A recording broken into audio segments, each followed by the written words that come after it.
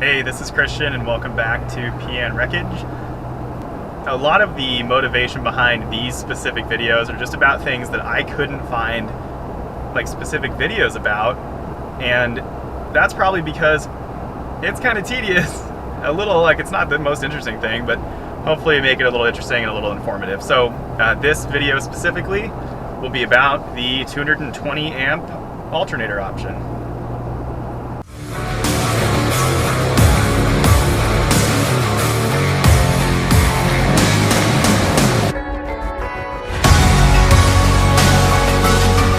I looked at, the dual alternator setup, like 440 amp dual alternators or 380 amp dual alternators, and it's like, I definitely am not going to be running like a snowplow and a crane out the back and like auxiliary lighting out the top. Like, I don't need dual alternators.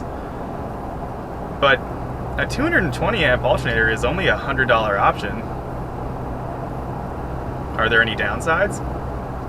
A good friend of mine is just basically an electrical genius, and so I contacted him. He's a huge Cummins fan, so I was like, all right, this is probably the person to talk to, and since I'm not allowed to give his phone number out, I'll just sort of regurgitate what I learned from him. First of all, it's a $100 option, which is not even a drop in the bucket when you're building your truck, or at least in my opinion, it's not. I understand that there are absolute budget builds out there, but still, a $100 option, that's not a ton of money. It's like a tank and a half of diesel, basically, at least where I am. So I was concerned that there would be downsides to that alternator, because I don't technically need that, or at least, like the 180 amp alternator in my 2016 Ram worked just fine for me. I didn't see like the headlights dimming as like the bass notes are hitting or anything like that. I never felt like I had low batteries. So I talked to my buddy, just like, hey, number one, are there going to be any additional longevity issues with, like, is it going to be a part more likely to fail since it's 220 amps versus 180 amps? He said, generally speaking, no. I mean, it's an alternator designed to do a more significant job, so it's going to be working less, generally speaking, along the way. And he's like, and you're also going to have, you're never going to have low batteries, ever. Like, no matter where you go, no matter how many little stops you make, like, it's like, that is a solid extra just bit of amperage to help with just everyday things and making sure that you have kind of that power like on demand when you need it. I said, are you concerned that it's going to create additional drag on the engine? Like, could this affect my fuel economy? Because you're getting more amperage out of a belt powered accessory. Like, is this going to potentially affect my mileage?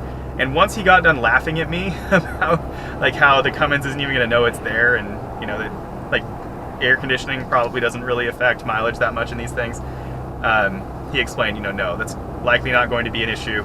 I wouldn't worry about it, and if it were me, that's what I would order one. So I did.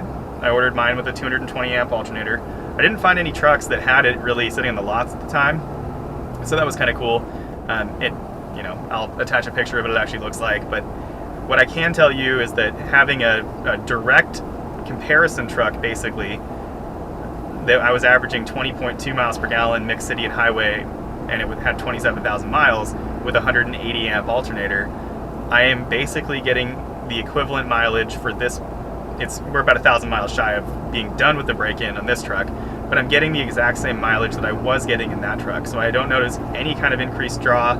I haven't obviously noticed like a problem in terms of it needing to be serviced. And I'm just looking at my battery voltage. It stays really pretty constant. So for $100, it totally up to you, but I like just having that of, I can always not use it, but if I ever needed it, that would be a real pain in the ass trying to get an upgraded alternator on a truck like this. So for $100, I think it's absolutely a great deal. I like it. There's not a lot I can point to that tells you like what I like about it, but just really, it's an upgrade, and I haven't noticed any downsides.